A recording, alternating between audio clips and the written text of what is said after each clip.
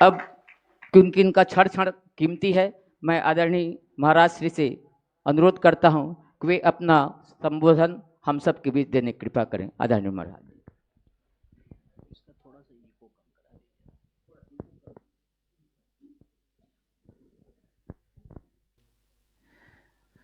कमर सीधी कर लें, तन करके बैठें और दोनों हाथों को अपनी गोद में रख लें। बायां हाथ नीचे रखें, दाहिना हाथ ऊपर रखें। हमारे साथ साथ एक स्वर में गायत्री महामंत्र का उच्चारण करेंगे। गायत्री मंत्र एक ऐसा मंत्र है जो हमें सत्प्रवृत्तियों से भर देता है, हमारे भीतर सद्गुणों का संचार कर देता है। एक छोटी सी घटना याद आती है साथियों। गौतम ऋषि के बहुत सारे शिष्य थे और सभी शिष्य बहुत अच्छे अच्छे पद पर पहुंच गए। कोई राजा बन गया, कोई मंत्री बन गया, पर उनके सारे शिष्यों में से एक शिष्य ऐसा था जो अपने जीवन के लक्ष्य से भटक गया और वो बहुत बड़ा डाकू बन गया। जंगल में रहता, रास्ते में जो आता उसको वो लूटता, उसकी हत्या करता। ये बात गौतम ऋषि को पता चली तो गौतम ऋषि ने उस शिष्य से मिलने का मन बनाया। उनको बड़ा कष्ट हुआ, मेरे इतने सारे शिष्य अच्छे अच्छे, पर एक शिष्य ऐसा निकल गया, जरूर मेरी शिक्षा में कोई कमी रही होगी। गौतम ऋषि के शुभचिंतकों ने कहा कि महाराज आप मत जाइए, क्योंकि वो बिना विचारे लोगों की हत्या कर देता है। गौतम ऋषि ने कहा कि मैं जरूर जाऊंगा। पहुंचने में देर हो गई, अंधेरा हो गया। जंगल में जब वो प्रवेश करने लगे तो उनके शिष्य ने दूर से ही आवाज लगाई, कौन है जो मेरी तरफ बढ़ा आ रहा है? किसको अपनी जिंदगी से प्रेम नहीं है? भाग जाओ यहां से अगर जिंदा रहना चाहते हो। गौतम ऋषि ने उसकी बात नहीं सुनी, वो आगे बढ़ते गए और उसने हथियार उठाया। जैसे ही गौतम ऋषि पर प्रहार करने गया, वैसे अचानक बिजली कौंधी और उस बिजली के प्रकाश में उसने अपने गुरु को अपने सामने देखा। तो साथियों, उसके हाथ से तलवार छूट गई और वो अपने गुरु के चरणों में गिर पड़ा। उसने कहा, गुरुदेव आप यहां कैसे? मेरे हाथ से तलवार चल जाती तो अनर्थ हो जाता। गौतम ऋषि मुस्कुराए, उन्होंने कहा कि बेटे, मेरे साथ अनर्थ हो जाता इसकी मुझे परवाह नहीं है, पर जो तुमने अपने जिंदगी के साथ अनर्थ कर दिया है और हमारी शिक्षा को कलंकित कर दिया है, इसका कोई जवाब है तुम्हारे पास? गौतम ऋषि की बात ने उस शिष्य की अंतरात्मा को झकझोर दिया। उसने कहा, गुरुदेव अब मैं अच्छाई के रास्ते पर वापस नहीं आ सकता, मैं बहुत बुरे मार्ग पर चल पड़ा हूं। गौतम ऋषि ने कहा कि अगर वास्तव में मन में संकल्प जग जाए और मन में परिवर्तन की उत्कट अभिलाषा जागृत हो जाए, तो फिर दुनिया में ऐसा कोई नहीं है जो बदल नहीं सकता। रत्नाकर नाम का डाकू वाल्मीकि ऋषि बन गया। बुरे से बुरा इंसान अच्छे से अच्छा, महान से महान बन सकता है। अगर उसके जीवन में बच्चों सद्गुण आ जाएं, सत्प्रवृत्तियां आ जाएं, तो फिर अंगुलीमाल जैसा डाकू भी भगवान बुद्ध की प्रेरणा से महापुरुष बन जाता है। आवश्यकता है अपने भीतर परिवर्तन करने के संकल्प की। या तो हम अच्छाई के मार्ग पर जाएंगे या तो बुराई के मार्ग पर जाएंगे। दोनों के पश्चात तीसरा कोई रास्ता नहीं है। किस रास्ते पर हमें चलना है इसका निर्णय हमें ही करना है। और गायत्री मंत्र एक ऐसा मंत्र है जो व्यक्ति को बुरे मार्ग से हटा करके सन्मार्ग पर लगा देता है, जो हमारे भीतर के कुविचारों को मिटा करके सुविचारों का संचार करता है। इसलिए गायत्री मंत्र का हम सभी भावपूर्वक उच्चारण करें और भगवान से सद्बुद्धि की, सन्मार्ग की प्रार्थना करें। एक ही प्रार्थना कि हमारे भीतर के दोष, दुर्गुण, कषाय, कलमश मिटें और हम अपने भीतर के महान मनुष्य को जन्म दे सकें, महानता के पथ पर चल पड़ें। इस भाव से गायत्री मंत्र साथ साथ बोलने की कृपा करेंगे। ओम भूर्भुवः स्वः तत्सवितुर्वरेण्यं भर्गो देवस्य धीमहि धियो यो नः प्रचोदयात्।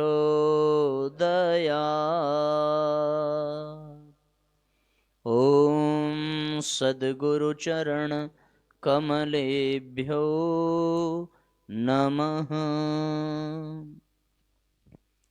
परम पूज्य गुरुदेव परम वंदनीय माता जी के दिव्य संरक्षण में द्वारिका प्रसाद शुक्ल उच्चतर माध्यमिक विद्यालय के आदरणीय प्राचार्य सर, यहाँ हमारे साथ उपस्थित गायत्री परिवार के वरिष्ठ कार्यकर्ता आदरणीय कश्यप बाबू जी, और हम सब के मार्गदर्शक के रूप में विराजमान इस विद्यालय के सभी अध्यापक एवं अध्यापिकागण, हमारे सामने उपस्थित भारत के भाग्य, भारत का भविष्य, आप सभी प्यारे भाइयों बहनों, साथियों, भगवान ने हम सब मनुष्यों को बनाया है और जब भगवान ने हमारा निर्माण किया और हमें इस दुनिया में भेजने लगे, तो भेजने से पहले जैसे कोई जाने से पहले कुछ उपहार देता है ना, उसी तरीके से जब हम भगवान के पास से यहाँ आने लगे इस दुनिया में, तो भगवान ने हम सबको एक एक उपहार देकर के भेजा है। एकदम महंगा उपहार, बहुत कीमती उपहार, बहुत महंगा, बहुत सुंदर, जिससे किसी की तुलना नहीं की जा सकती। पूरे संसार में अगर सबसे अधिक मूल्यवान कुछ है तो वो केवल हमारे पास है। क्यों? क्योंकि भगवान ने जाते समय हमको दिया, और वो मूल्यवान वस्तु क्या है? वो है साथियों हमारा ये मनुष्य शरीर। मनुष्य शरीर से बढ़कर के, मानव देह से बढ़कर के इस संसार में कुछ भी नहीं है। मनुष्य के पास जो प्रतिभा है, जो क्षमता है, उसके आगे सारी दुनिया नतमस्तक हो जाती है। इंसान सामान्य दृष्टि से देखा जाए तो हाथी हमसे ज्यादा ताकतवर है, लेकिन मनुष्य की प्रतिभा ऐसी है कि मनुष्य हाथी जैसा ताकतवर तो नहीं बन सकता बच्चों, लेकिन वो क्रेन बना सकता है और वो हाथी से भी अधिक भार उठा सकता है। पक्षियों की तरीके से मनुष्य उड़ नहीं सकता, पर वो हवाई जहाज बना सकता है और पक्षियों से भी तेज उड़ सकता है। घोड़े से तेज वो दौड़ नहीं सकता, पर वो मोटर गाड़ी बना सकता है और घोड़े से भी तेज दौड़ सकता है। मछली की तरह तैर नहीं सकता, पर पनडुब्बी बना सकता है और वो समुद्र को भी पार कर सकता है। इतनी क्षमता है मनुष्यों में। ऐसा शास्त्रों में लिखा है कि देवता भी मनुष्य जन्म पाने के लिए तरसते हैं। बड़े भाग्य पाई मानुष तन पावा, सुर दुर्लभ सब ग्रंथ ही गावा। देवता भी तरसते हैं। आज की स्थिति यह है बच्चों की इंसान ने देवताओं पर भी विजय प्राप्त कर ली है।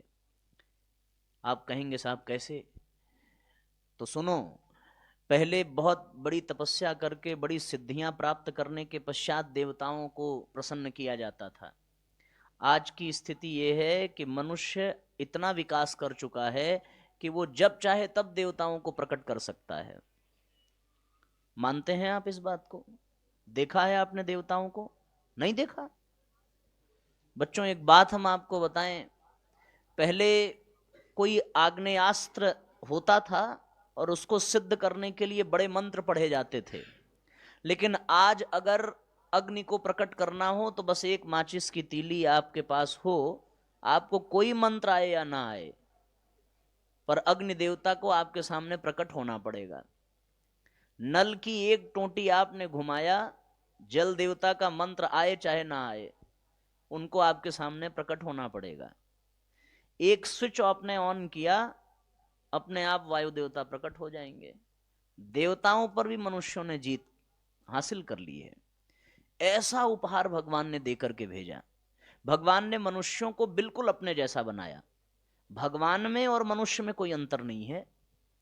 जितनी विशेषताएं, जितनी प्रतिभाएं, जितनी क्षमताएं भगवान में हैं, वो सब मनुष्यों में भरी पड़ी हैं। अगर मनुष्य उन क्षमताओं को विकसित कर ले तो वो बुद्ध बन सकता है, और अगर उन क्षमताओं को वो विकसित ना करे तो फिर तो वो बुद्धू ही है। अगर वो अपने क्षमताओं, अपनी विभूतियों का परिष्कार कर ले तो वो परमहंस बन सकता है, और ना करे तो फिर वो पागल। हम इसी शरीर से कंस भी बन सकते हैं, इसी शरीर से हम कृष्ण भी बन सकते हैं। इसी देह में रावण के भी दर्शन होते हैं, इसी देह में बच्चों राम भी बना जा सकता है। हमारे हाथ में है। दुर्भाग्य ये है हम सबका कि जीवन को महानता की ओर ले जाने के जो सूत्र हमें मिलने चाहिए वो हमें प्राप्त नहीं हो पाते। पहले हमारे यहाँ गुरुकुलों की परंपरा थी, हमारे यहाँ विद्या अर्जन की परंपरा थी, हमारे यहाँ दीक्षारंभ की परंपरा थी। तो फिर बच्चों को ऐसे सूत्र मिल जाते थे कि वो बिना किसी पुरुषार्थ के ध्रुव, प्रहलाद, अभिमन्यु बनकर के निकलते थे। आज की स्थिति यह है साथियों कि आज के विद्यालयों को एक इंडस्ट्री की तरीके से डेवलप किया जा रहा है। मैं किसी एक विद्यालय की बात नहीं करता, वर्तमान शिक्षा पद्धति की बात कर रहा हूं। आज का स्कूल एक इंडस्ट्री बन गया है, और जितने भी स्टूडेंट हैं उनको एक प्रोडक्ट की तरीके से बनाया जा रहा है कि हमारे स्कूल में बच्चा पढ़ेगा तो वो पर मंथ इतनी इनकम करने वाला बन जाएगा। उसकी कीमत उसकी डिग्री से है। और आपको मैं सत्य बता रहा हूं, प्राचीन काल में 385 ऋषि थे, लेकिन गुरुकुल केवल 2 ऋषियों ने ही चलाया, वशिष्ठ और विश्वामित्र। क्यों? क्योंकि गुरुकुल चलाने का अधिकार ही उनको था जो अपने वाणी से नहीं, अपने आचरण से बच्चों को प्रेरणा दे सकें। तभी तो उनको आचार्य शब्द से सुशोभित किया गया, जो अपने आचरण से बच्चों को सिखा सके। राम केवल राम इसलिए बन पाए क्योंकि उनको सिखाने वाले गुरुदेव वशिष्ठ थे, विश्वामित्र थे। तब तो वो राम बन पाए, तब तो वो भरत बन पाए। पर आज की स्थिति यह है साथियों कि आज जिसके पास थोड़ा सा पैसा हुआ, उसने सबसे पहला काम किया स्कूल खोलने का। क्यों? क्योंकि दिमाग में यह है कि इससे बढ़िया कमाई का साधन और कुछ नहीं है, हम बहुत अच्छा कमा सकते हैं। मैं फिर से निवेदन कर रहा हूं, मेरा किसी विशेष स्कूल से कोई दुराव नहीं है। आप झांक करके देखें, हमारी शिक्षा पद्धति को अंग्रेजी विरासतों ने आकर के कुचल दिया। कोई लॉर्ड मैकाले नाम का व्यक्ति आया, उसने पूरी शिक्षा पद्धति का सत्यानाश कर दिया। हमारे सब्जेक्ट में से महाराणा प्रताप को निकाल दिया गया, अकबर को महान बताया गया। और बच्चों, ये षड्यंत्र है, इसको हमें और आपको समझना पड़ेगा। आप कितने भी बॉलीवुड की मूवीज देख लीजिए, आपको कौन सी विचारधारा प्रदान की जा रही है? वो बच्चा जो मेहनत करता है, पढ़ता है, लिखता है, वो बच्चा बेकार है। और जो खेलता हो, कूदता हो, अचानक से एग्जाम हॉल में आकर के बैठे पेपर दे, वो टॉप कर जाता है। कौन सी मूवी आई थी? 3 इडियट, देखा? जो मेहनत कर रहा है उसको कैसा दिखाया? क्या नाम था उस कैरेक्टर का? हाँ? जो भी हो, पर जो बिल्कुल पढ़ता लिखता नहीं है, दोस्तों की मदद करता है, लोगों को हॉस्पिटल पहुंचाता है, वो बाबा रणछोड़ दास बन जाता है। अब इसका असर बच्चों पे क्या पड़ेगा? मेहनत करना बेकार है, दूसरा काम करो। ये काल्पनिकता बच्चों के मन में भरी जा रही है। क्या दर्शाया जा रहा है बच्चों? ये दर्शाया जा रहा है कि जो पंडित है, जो पुजारी है, वो अपने जीवन में किसी काम का नहीं है। जो आवारा है, जो गुंडागर्दी करता है, वो हीरो बन जाता है, ऐसा दर्शाया जा रहा है। ये पूरी एकदम बनी बनाई साजिश है हमारी शिक्षा पद्धति को बर्बाद कर देने की। ऐसी ऐसी बातें परोसी जा रही हैं। अभी एक हम तो न्यूज उस पे देख रहे थे, टीवी चैनल पे, उसमें दिखा रहा था जो करे अपनी बीवी से प्यार वो कैसे करे हॉकिंस कुकर से इनकार,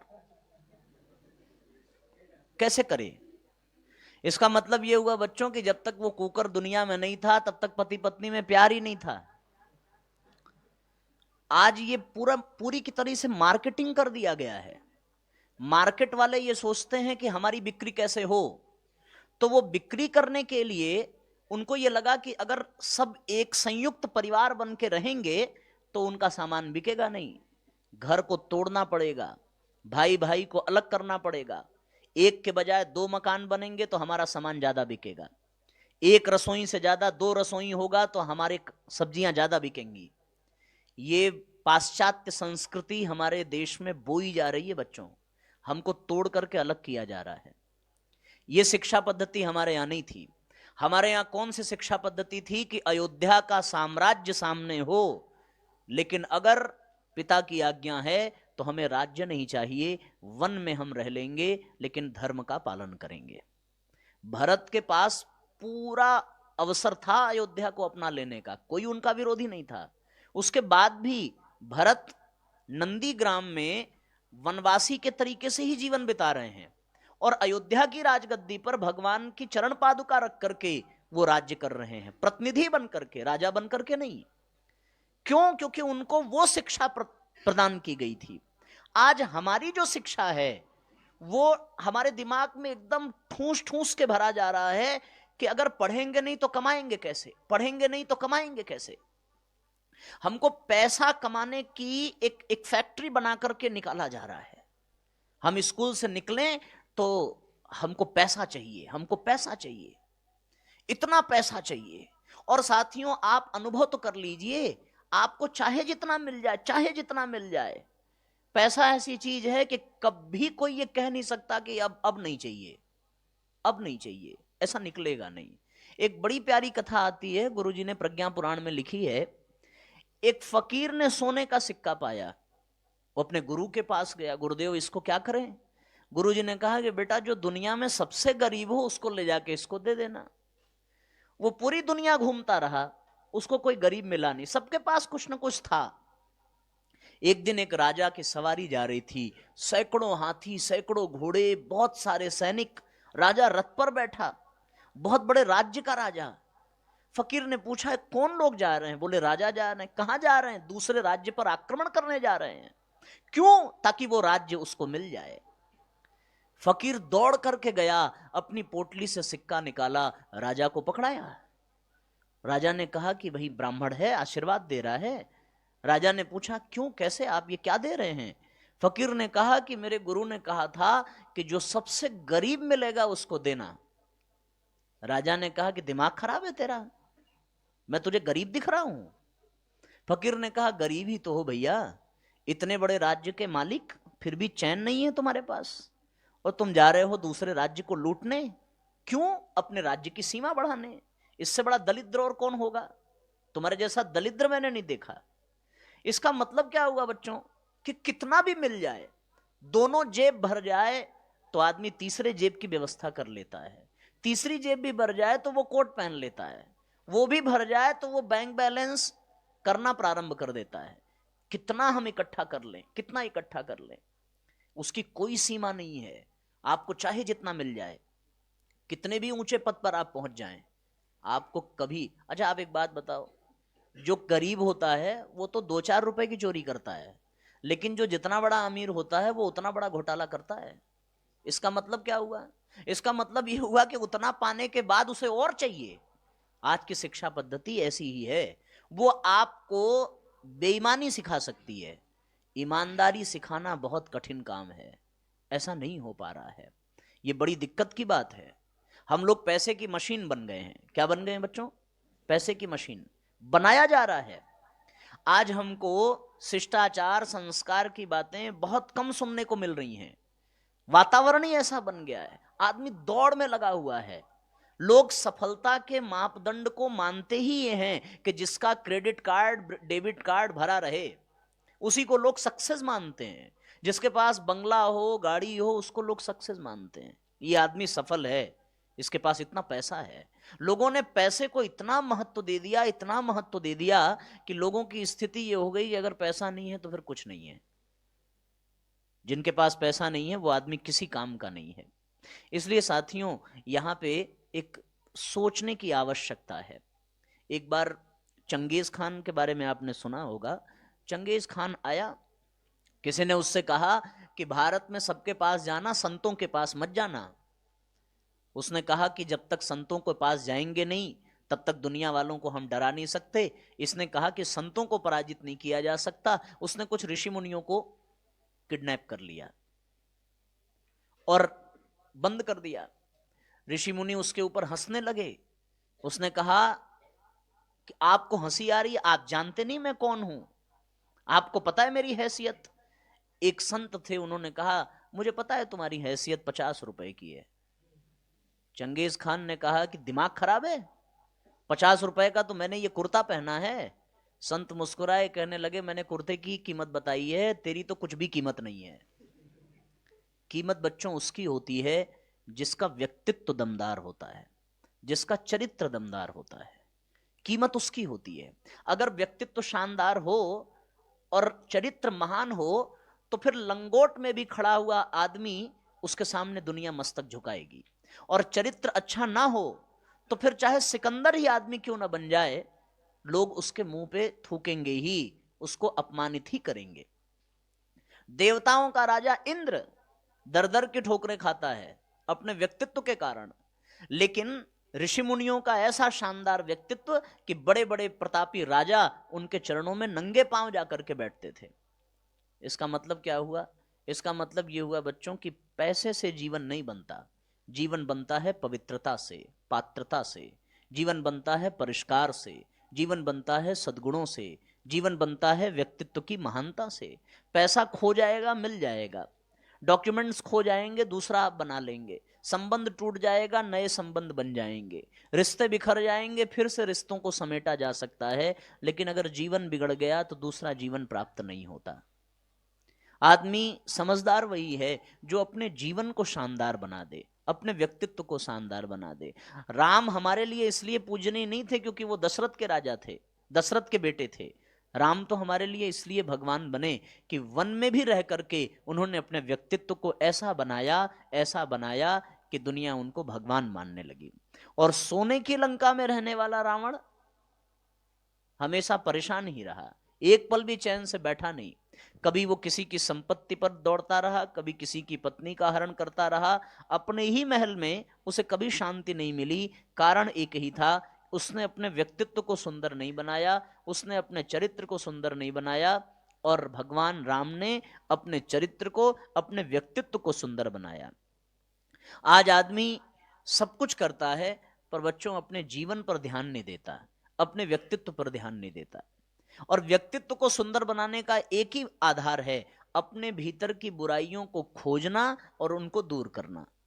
क्या करना? बुराइयों को खोजना और उसको दूर करना। एक भी व्यक्ति ऐसा कह नहीं सकता कि हमारे अंदर कोई बुराई नहीं है। और जिस उम्र में बच्चों आप हैं, उस उम्र में यह संभावना बहुत बढ़ जाती है कि बुराइयां बहुत तेजी से हमारी ओर भाग के आती हैं। और किस किस रूप में आती हैं वो बुराइयां?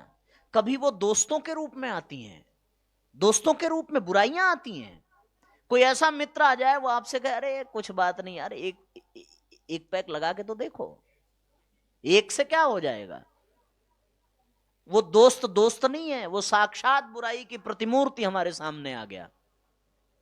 जिस उम्र में आप लोग हैं, मैं बिना संकोच के कहता हूं, आपने सुना है कि जब कोई ऋषि मुनि साधना करने बैठते थे तो देवलोक से अप्सराएं आ जाती थी, उनकी साधना का सर्वनाश कर देती थी। तो जब आप पढ़ाई के लिए जोर लगाएंगे, खूब साधना करेंगे, तो फिर आपके जीवन में अचानक से कोई अपने विपरीत लिंग वाला, यानी लड़का है तो उसके जीवन में कोई लड़की, लड़की है तो उसके जीवन में कोई लड़का आ जाएगा जो उसको उसके लक्ष्य से भटका देगा। लोग कहते थे, किसी आदमी ने पूछा कि भैया आजकल तो ये अप्सराएं वगैरह आती नहीं हैं, हम लोग खुद ही एक दूसरे के लिए बाधक बन करके बैठे हैं, देवलोक से अप्सराओं को आने की जरूरत क्या है।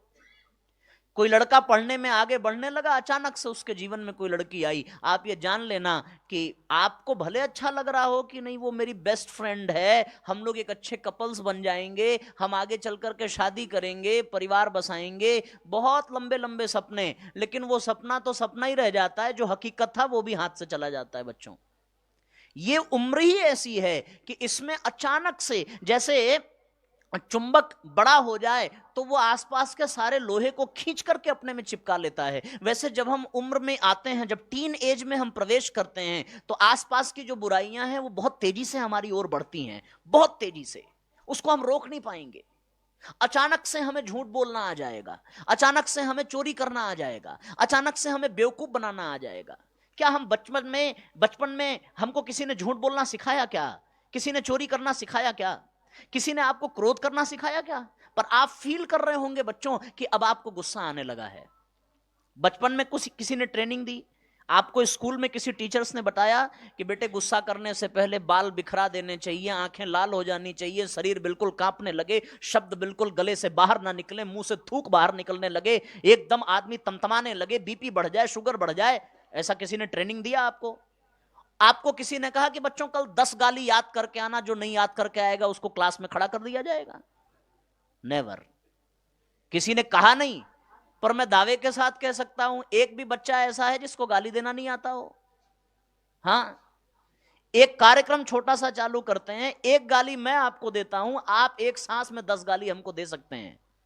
आपको किसी ने बच्चों सिखाया नहीं। ये बात मैं हंसने के लिए बिल्कुल नहीं कह रहा, प्लीज इसको सोचने की आवश्यकता है। ये चीज हमारे भीतर आई कहां से? किसने सिखाया क्रोध करना? किसने सिखाई गालियां? किसने सिखाया झूठ बोलना? किसने सिखाई बेईमानी करना? किसने सिखाया धोखा देना? अपने माँ बाप को, अपने टीचर्स को, अपने बड़ों को किसने कहा कि छुपा लिया करो, मत बताया करो? ऐसा, ये समय ही ऐसा है, समय ही ऐसा है बच्चों। जिस उम्र में हम पहुंचे हैं, इस उम्र में ये सारी चीजें ऐसे बढ़ने लगती हैं शरीर के भीतर, अपने आप ये जगने लगती हैं और वो आसपास की बुराइयों को खींचती हैं। आदमी बुराइयों से घिर जाता है, जो फंस गया उसका तो जीवन नरक बन जाता है। एक बार किसी ने शराब की बोतल मुंह में लगा दी, फिर वो शराब नहीं पीता, शराब उसको पीती है। 3 इंच की सिगरेट 3 फुट के जवान बच्चे को जला करके राख कर देती है, उसे अंदाजा भी नहीं लगता। शुरुआत उसकी कहां से हुई थी? इसी उम्र में हुई थी। वो दीवानों की तरह किसी लड़के के पीछे, किसी लड़की के पीछे अपनी जवानी को बर्बाद करता जाता है, अपनी जीवनी शक्ति जिसको भगवान ने आगे बढ़ने के लिए दिया था उसका सत्यानाश करता जाता है। अपने बुराइयों में वो धंसता, ये ऐसा दलदल है, ये दलदल देखा है आप लोगों ने? एक बार जो दलदल में घुसा वो फिर निकल नहीं पाता, वो घुसता चला जाता है, चला जाता है। जीवन दोबारा मिलने वाला नहीं है। जो सुख, जो सौभाग्य, जो संभावनाएं बच्चों आपको इस उम्र में मिली हैं, वो आगे फिर मिलेंगे कि नहीं मिलेंगी इसकी कोई गारंटी नहीं है। जीवन की बात छोड़ो, जो सांस हम ले रहे हैं वो सांस दोबारा मिलेगी कि नहीं मिलेगी इसका भी कोई दावा नहीं कर सकता। कारण एक ही है और हमारे पास एक ही ऑप्शन है बच्चों कि हम अपने जीवन को सुंदर बना सकें, श्रेष्ठ बना सकें। उसके लिए एक काम करने की आवश्यकता है, बुराइयों से बचने की आवश्यकता है। एक शिष्य अपने गुरु के पास गया और जाकर के कहने लगा, गुरुदेव मैं अपनी बुराइयों से लड़ नहीं पा रहा हूं, मैं अपनी बुराइयों को छोड़ नहीं पा रहा हूं, हम क्या करें, कैसे बचें?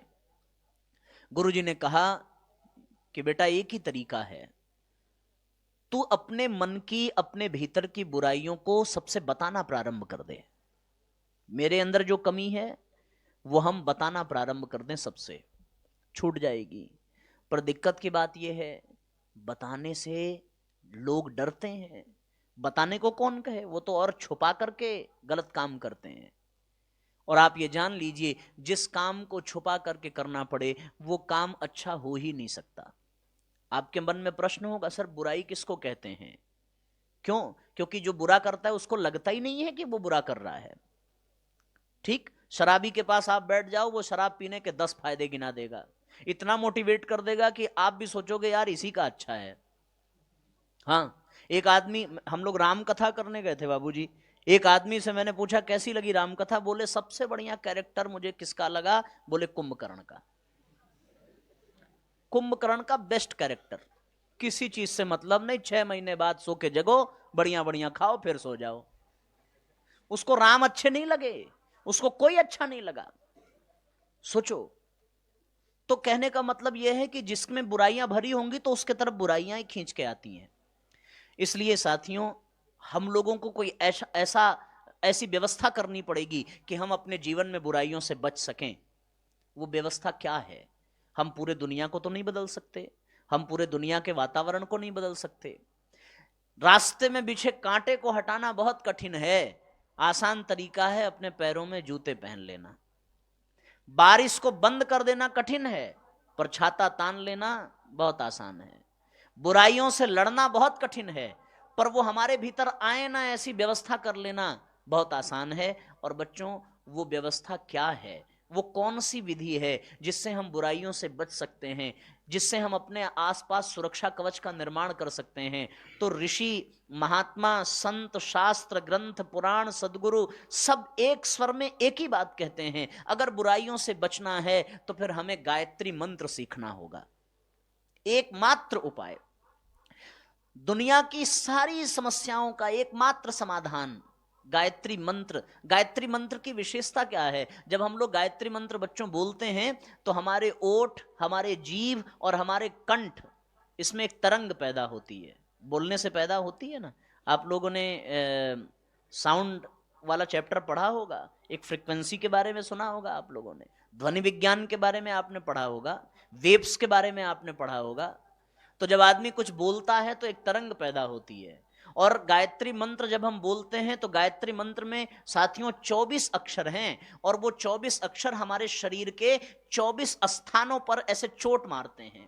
कैसे? जैसे घंटे पर चोट मारी जाती है, और चोट लगने पर घंटा कुछ देर तक टन की आवाज करता है, कुछ देर तक उसमें तरंगें उठती हैं, कुछ फ्रीक्वेंसी उसमें उठती है। वैसे गायत्री मंत्र के 24 अक्षर को जब हम बोलते हैं तो वो 24 अक्षर हमारे शरीर के 24 स्थानों को प्रभावित करते हैं। उन 24 स्थानों में बहुत दिव्य दिव्य विभूतियां भगवान की कृपा से बंद हैं, उस पर बार बार चोट करने पर वो दिव्य विभूतियां खुलती हैं, परिष्कृत होती हैं, और उनके जागरण से व्यक्तित्व महान बनता चला जाता है, कोई बुराई उसमें प्रवेश ही नहीं कर पाती। गायत्री मंत्र हमारे व्यक्तित्व को ऐसा बना देता है कि बुराइयां आती भी हैं तो वो लौट करके चली जाती हैं, बुराइयों का हमारे ऊपर कोई असर नहीं पड़ता। गायत्री मंत्र की विशेषता ये है। गायत्री मंत्र की एक और विशेषता है, वैज्ञानिकों ने इस पर शोध किया है कि जब हम गायत्री मंत्र बोलते हैं तो हमारे चारों तरफ पीले प्रकाश का एक ऑरा तैयार हो जाता है, और गायत्री मंत्र बोलने वाले व्यक्ति के मुख से निकली हुई ध्वनि तरंगे पूरे ब्रह्मांड में घूमती हैं, और घूम करके वापस गायत्री मंत्र बोलने वाले व्यक्ति के पास आ जाती हैं। और उन तरंगों की विशेषता है कि हमारे यहां विचारों की शक्ति बड़ी सूक्ष्म है, सजातीय विचार ही एक दूसरे विचारों को खींचते हैं। जब गायत्री मंत्र मुंह से निकलता है तो वो आसपास जितने भी सत्प्रवृत्तियां, सद्गुण विराजमान हैं, उनको वो अपने भीतर समेटती हुई गायत्री मंत्र बोलने वाले व्यक्ति के भीतर समाहित कर देती हैं, और गायत्री मंत्र बोलने वाले व्यक्ति का व्यक्तित्व महापुरुषों जैसा बन जाता है।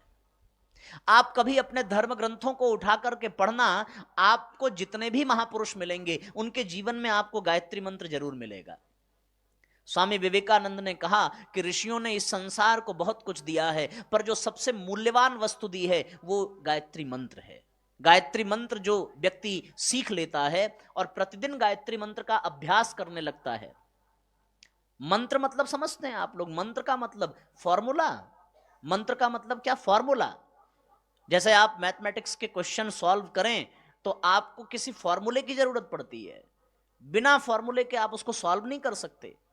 आपको सॉल्व करने के लिए वो फॉर्मूला चाहिए, और एक एक एक संभावना भी चाहिए, आपको एक कल्पना भी करनी पड़ेगी। किसी भी सवाल को हल करने के लिए आपको पहले तो कुछ मानना पड़ेगा। क्या मानना पड़ेगा? माना A = B, सच में होता नहीं है।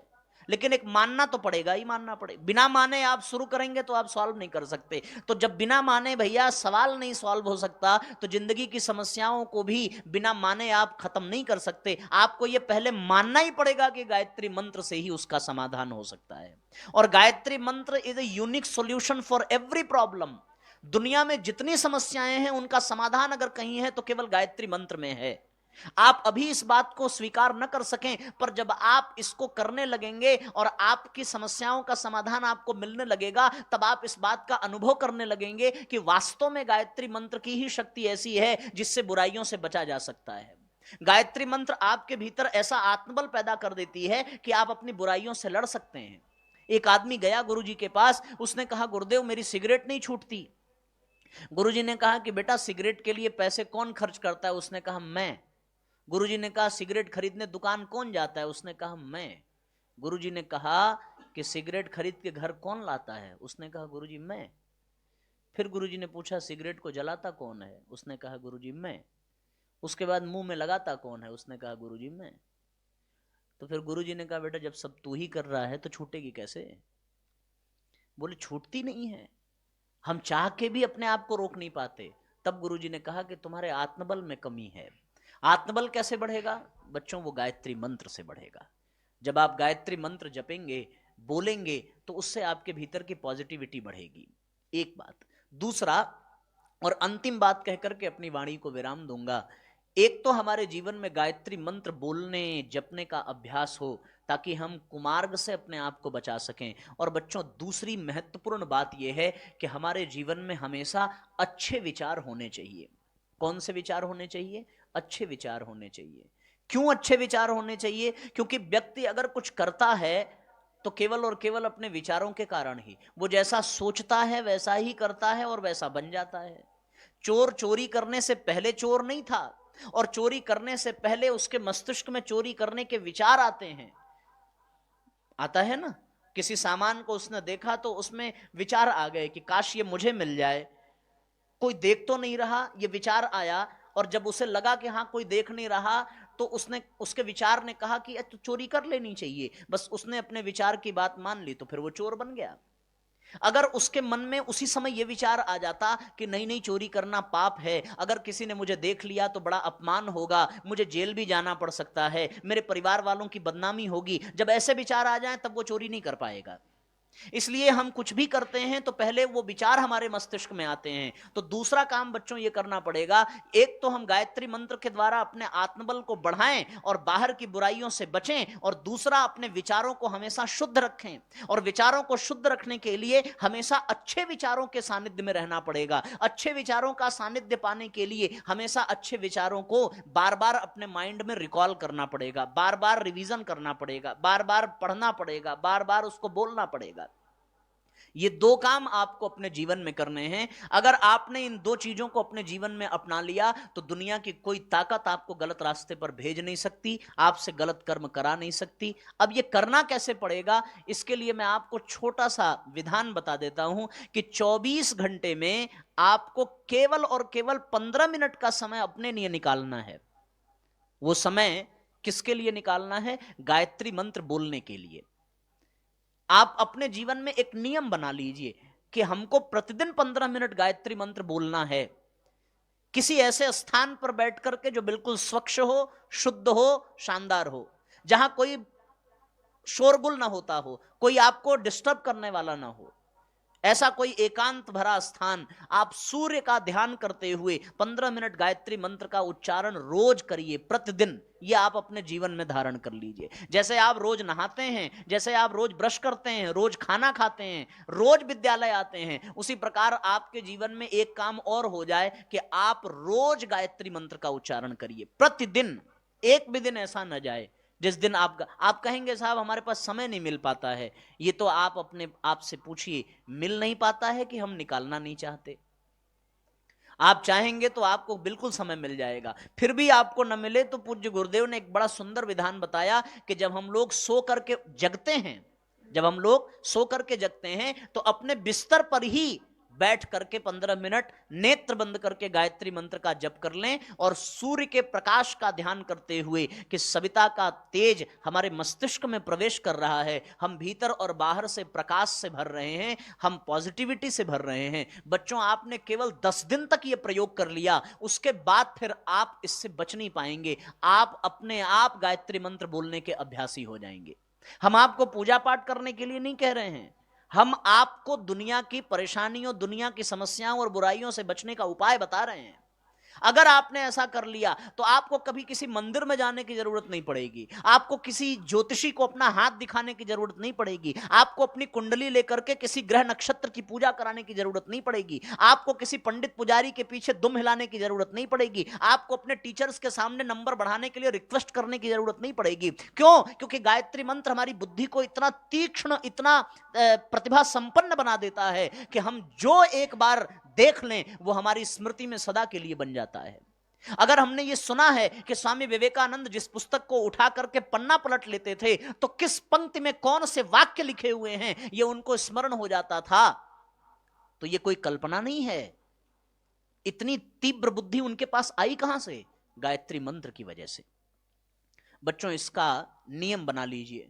आपके पास समय ना हो तो हम आपसे एक बात कहेंगे, समय हम निकाल सकते हैं। रोज आज आप अगर 5 बजे उठते हैं तो कल से आधा घंटा पहले उठना शुरू कर दीजिए। आप कहेंगे साहब नींद नहीं पूरी होती। नींद किसी की पूरी हुई है आज तक? आज जगे हैं, रात में फिर सो जाएंगे, कल जगेंगे फिर सो जाएंगे, तो सोना जगना तो लगा ही रहेगा। आधे घंटे का समय आपको निकालना होगा। और बच्चों, बस इतना ही कहना है कि आप ये नियम बनाएंगे। इसका एक उपाय ये भी है हमारे पास कि अगर आप गायत्री मंत्र बोलने का समय नहीं निकाल सकते तो हमारे पास एक बड़ी सुंदर पुस्तिका है, ये आपको यहां मिल जाएगी, गायत्री मंत्र लेखन। इसमें हर बच्चा 11 बार गायत्री मंत्र प्रतिदिन लिखने का अभ्यास करे। इसमें गायत्री मंत्र लिखने के क्या क्या फायदे हैं वो बच्चों यहां पर लिखा हुआ है। पढ़ करके बताने में बहुत समय लगेगा, पर जब ये पत्रिका आपको मिलेगी तो आप इसको देखेंगे, आपको इससे लाभ मिलता चला जाएगा। और इस पत्रिका के साथ साथ एक लाभ ये भी है, एक विशेष बात ये है, जो अच्छे विचारों के सानिध्य में रहेगा वो अपने विचारों को अच्छा बना सकता है। उसके लिए बच्चों हमारे पास परम पूज्य गुरुदेव के द्वारा लिखा हुआ ये 18 सूत्र है। कितने सूत्र हैं? इसको गीता के 18 अध्यायों का निचोड़ कह सकते हैं, इसको पुराणों के 18,000 श्लोकों का निचोड़ कह सकते हैं। परम पूज्य गुरुदेव ने ये 18 सूत्र प्रदान किए हैं। ये हर बच्चे के पॉकेट में होना चाहिए। हमारे पॉकेट में ये हमेशा रहता है और हम प्रतिदिन इसको एक बार पढ़ते हैं। आप प्रतिदिन इस तरह के विचारों से जुड़िए। इसका एक सुंदर तरीका आपको मैं बता देता हूं, और मैं विद्यालय परिवार से भी ये मेरी करबद्ध प्रार्थना है, मैं 1-2 पीस ये दे करके जाऊंगा। आप इसकी एक होल्डिंग बनवा करके, इसका एक बैनर बनवा करके किसी ऐसे स्थान पर विद्यालय में जरूर लगा दीजिए ताकि हर विद्यार्थी प्रतिदिन इसको पढ़ सके। आपको जब भी मौका मिले आप इसमें लगे हुए वाक्यों को पढ़िए। इसमें सबसे पहला वाक्य है कि हम ईश्वर को सर्वव्यापी न्यायकारी मान करके उसके अनुशासन का पालन करेंगे। बच्चों, ये एक वाक्य ही हमारे जीवन को बदल सकता है। इसमें दूसरा वाक्य है कि शरीर को भगवान का मंदिर बना करके आत्म संयम और नियमितता द्वारा आरोग्य की रक्षा करेंगे। जो शरीर को भगवान का मंदिर समझ ले, क्या वो इस शरीर में किसी नशे को जाने देगा, किसी दुर्व्यसन को जाने देगा? नहीं। ऐसे बहुत से सूत्र हैं, आप बस इतना करिए। और मैं विद्यालय के अध्यापकों से भी ये निवेदन करूंगा कि बच्चों को गायत्री मंत्र से जोड़ने में आपकी भी बहुत बड़ी भूमिका है। यहां प्रार्थना में कदाचित गायत्री मंत्र का उच्चारण होता ही होगा। एक विनती हमारी और अगर आप स्वीकार कर लें तो मैं अपने आप को कृतार्थ समझूंगा कि हर कक्षा का शुभारंभ होने से पहले एक बार गायत्री मंत्र बोल करके उस कक्षा का शुभारंभ किया जाए तो निस्संदेह अगर पूरे दिन में 5-6 कक्षाएं बच्चों की हो रही हैं और हर कक्षा का शुभारंभ गायत्री मंत्र बोल करके हो रहा है तो मेरा यह विश्वास है कि बच्चे फिर घर जाकर के भी गायत्री मंत्र बोलने का अभ्यास अवश्य करेंगे। बच्चों, आप इस कार्यक्रम को भी हमारे गायत्री शक्तिपीठ वाराणसी के YouTube चैनल पर देख सकते हैं। आप अनिलेश तिवारी लिख करके सर्च करेंगे, आपको इस तरह के बहुत सारे लेक्चर जो हमारे जीवन को अच्छा बना सकते हैं वो आपको प्राप्त हो जाएंगे हमारे YouTube चैनल पर। अब इसी बात को बताते हुए हम पूरे विद्यालय परिवार को बहुत बहुत धन्यवाद देते हुए और आप सबको भी धन्यवाद देते हुए कि आपने इतना धैर्यपूर्वक, इतनी शांतिपूर्वक इन सारी बातों को सुना है, इसके लिए बहुत बहुत आभार प्रकट करते हुए, ये प्रार्थना करते हुए कि हमारे सभी प्यारे भाई बहन गायत्री मंत्र को अपने जीवन में धारण करेंगे और इस सत्संकल्प सूत्र का प्रतिदिन पाठ करेंगे। इसके लिए मैं निवेदन करते हुए अपनी वाणी को विराम देता हूं। बहुत बहुत सबको प्रणाम, बहुत बहुत धन्यवाद।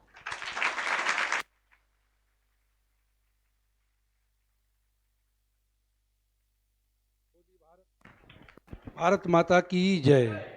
मैं चाहूँगा कि अभी हमारे हाई स्कूल कक्षा 9वीं और 10वीं के खासकर जो बालक वर्ग है वो लोग धूप में बैठे हैं और यहाँ संदेह व्यक्त कर रहे थे कि कैमरा के पास रहने पर लोग सजग रहते हैं और वो बच्चे कैमरे के पास नहीं है, लेकिन उन्होंने जिस प्रकार आप लोग सजग हैं उससे ज़्यादा भी वो लोग सजग रहे, इसलिए उनके लिए ताली बजाएं।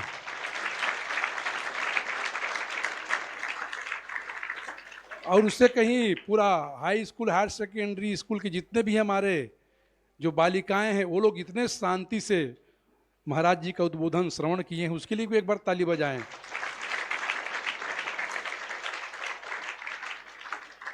तो मैं महाराज जी से अब क्या कहूँ, मैं उनके जो यहाँ एक एक जो वाणी है, एक एक शब्द है, आपके जीवन को परिवर्तन कर सकते हैं और परिवर्तन होगा। और अब हमारे क्या है कि मिडिल स्कूल, प्राइमरी स्कूल का जो बच्चे लोग आ रहे हैं उनको बीच रोड में रोकना हमारे लिए मुश्किल होगा, दबाव बन रहा है, क्योंकि आप लोग जब खाली करेंगे अपना जगह तो वो लोग फिर आएंगे। तो इसीलिए मैं अपने हृदय से आभार व्यक्त करता हूँ कि हमारे कश्यप जी ने पहले आग्रह किया था, उन्होंने हमारे स्कूल के लिए उन्होंने आग्रह किया था, मैंने आग्रह नहीं किया था कि ये कार्यक्रम के बारे में उन्होंने कुछ भेजा था। तो फिर बाद में फिर चर्चा हुआ कि अपना समय सुबह का समय रखेंगे, तो मैं कहा सुबह का समय बहुत अच्छा है। तो फिर अन्य स्कूल में भी इनका कार्यक्रम होने वाला था, तो उस कार्यक्रम को महत्व न दे करके हमारे स्कूल को महत्व दिए हैं, इसलिए हमारे आदरणीय कश्यप जी के लिए ताली बजाएं।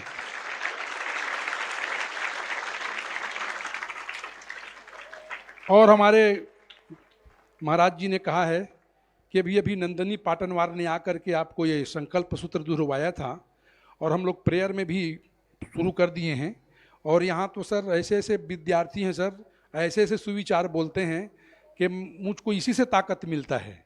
और यहाँ 24 अक्षर परम पुनीता इनमें बसे, जो हमारे चालीसा में है ना, तो यहाँ 24 गांव के बच्चे पढ़ते हैं। ये बड़ा पवित्र भाव है। और ये जो विद्यार्थी जो हैं हमारे शासकीय योजना में सरकारी स्कूल में मध्याह्न भोजन चल रहा है, मध्याह्न भोजन को छोड़ के यहाँ आए हैं। हम लोग कोई मध्याह्न भोजन नहीं देते हैं। हमारे परम आदरणीय हमारे मिश्रा जी जो प्रधान पाठक हैं शासकीय स्कूल के, वो बिना बुलाए पहुँच गए हैं, तो उसको मैं प्रणाम करता हूँ। और मैं चाहता हूँ कि मेरे जगह में वही थोड़ा सा आभार व्यक्त कर दें हमारे महाराज जी के लिए। कार्यक्रम संपन्न हो गया है और मैं सबके हृदय में बैठे उस परमात्मा को प्रणाम करता हूँ। और इसी प्रकार आप लोग अपने जीवन में उतारेंगे। बस 2 मिनट हमारे सर जी शुक्ला जी, मिश्रा जी संबोधित कर रहे हैं, जो हमारे प्रधान पाठक हैं। बोलो भारत माता की, भारत माता की, छत्तीसगढ़ महतारी की, माँ शारदा देवी की।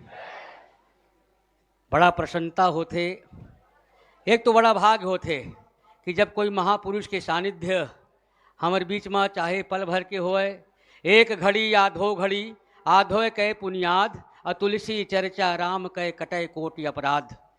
रामचरितमानस में ये प्रसंग आते। देखा अभी हमारे प्रिंसिपल साहब कही बिन बुलाए आना, जहाँ ज्ञान मिलते वहाँ बिन बुलाए आ जाना चाहिए। और जहाँ अपमान हो ना वहां बुलाएम नहीं जाना चाहिए। आवत ही हर्षय नहीं नैनन नहीं सने, और तुलसी तहाँ न जाइए जहाँ कंचन बरसे ने। मैं बस अटके कही हूँ, दिन भर मत बजाओ, मैं बोले नहीं पाऊँ, दिन भर बजात मोर ही बुला जाओ। फिर बस 2 मिनट कही हूँ, प्रसंग एक थी बता हूँ। जब हनुमान जी महाराज लंका में प्रवेश करीस तो लंका में उनकर भेंट एक ऐसे राक्षसी से होइस जेला ब्रह्मा जी लंका के सुरक्षा पर भेजे रहे। हमन कहथन ना महिला शक्ति महिला शक्ति, अरे महिला शक्ति ला तो रावण सबले ज्यादा जानत रहीस। वो सबले पहली चौकीदान जो रखे रहीस ना लंका के, ओखर नाम रहीस लंकनी। राम लंकनी एक निसचरी, वही पहली रखे रहीस, अतका पावरफुल रहीस। कंस के पावरफुल रहीस पूतना, देखा सब पावरफुल मन रखे रखे जावा झपावा की। तो जब हनुमान जी से भेंट होइस काखर लंकनी के, तो लंकनी एक बात बड़ा अच्छा कही जी, तभे कहते मुटका पर धाम धाम विद्या आवा छम छम।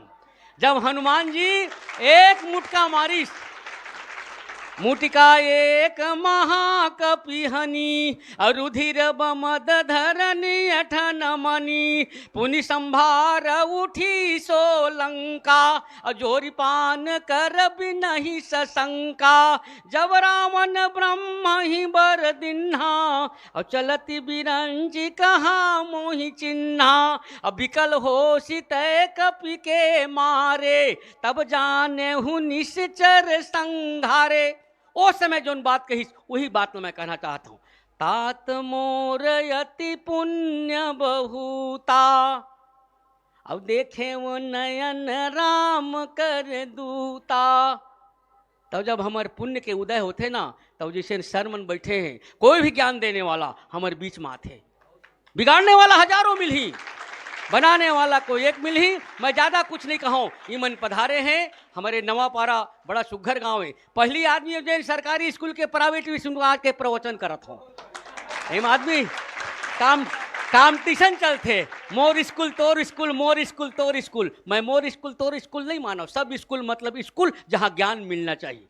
भगवान दत्ता रह के 24 गुरु रहीस, जहाँ हमला ज्ञान मिला है वैसा हमला स्वीकार करना चाहिए। हमारे अतिथि बीच में हैं, हमारे प्रिंसिपल साहब हवें, जतका हमारे लंग के स्टाफ हवे, 10वीं 12वीं के छात्र है। आने वाला भविष्य तुम्हारे हाथ में है। सदैव कुछ हो जाए कुछ हो देहा, अपन ज्ञान और अपन क्षमता ला कबू झुकन मत देहा। यही हमारे आज के प्रेरणा होते। जैन महापुरुष आए हैं उनकर मैं स्वागत करी हूँ। जयकारा लगा हाथ जोड़ थे, भारत माता की, भारत माता की। धन्यवाद। जय छत्तीसगढ़।